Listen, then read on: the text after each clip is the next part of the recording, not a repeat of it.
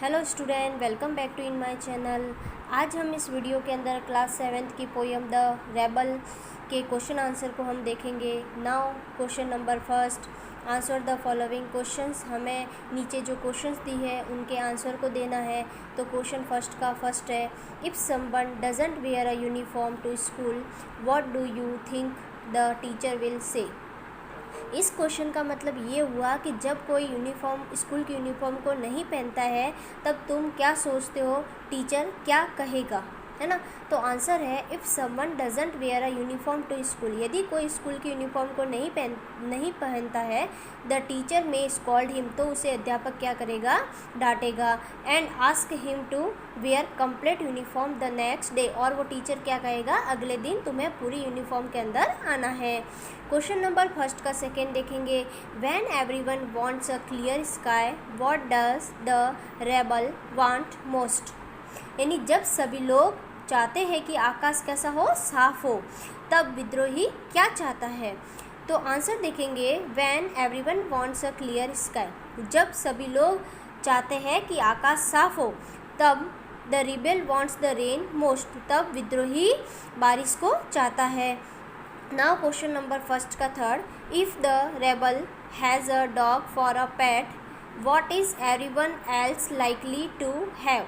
इस क्वेश्चन का मतलब ये हुआ कि यदि रेबल पेट के रूप में डॉग को पाले, तो इस सिचुएशन में दूसरे लोग हैं वो क्या चाहते हैं, यानी वो क्या रखना चाहते हैं। तो answer, if the rebel has a dog for a pet, यदि रेबल है वो पेट के रूप में कुत्ते को पालना चाहता है, तो everyone else likely to have a cat, तो बाकी जो सभी लोग हैं वो कैट को प्रेफरेंस करेंगे। क्वेश्चन फोर्थ है, why is it good to have rebels.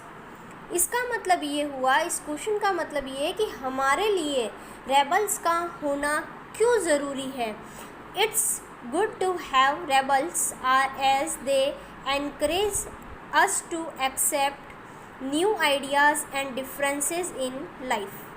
यानी हमारे लिए रेबल्स का होना इसलिए ज़रूरी है क्योंकि जो विद्रोही होते हैं वो हमें नए नए आइडियाज़ और नए नए परिवर्तन जो लाइफ में होते हैं उन्हें स्वीकार करने के लिए हमें क्या करता है, एनकरेज करता है।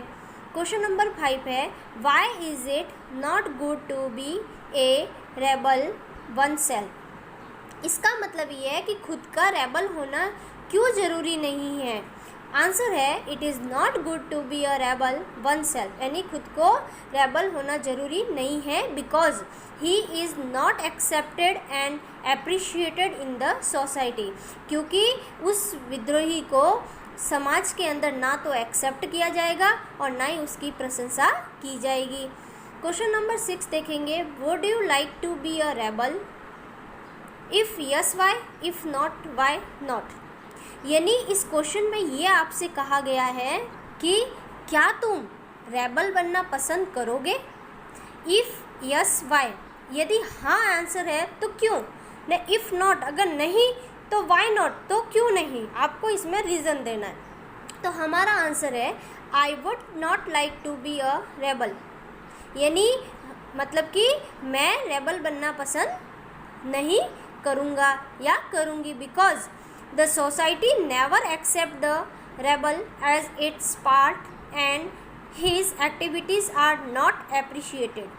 क्योंकि सोसाइटी है, जो समाज है, वो कभी भी ना तो उसे एक्सेप्ट करेगी और ना ही उसके द्वारा की गई एक्टिविटीज़ के ऊपर अप्रिशिएटेड यानी उसकी प्रशंसा करेंगे, है ना। इसलिए मैं रेबल बनना पसंद नहीं करूँगा या करूँगी।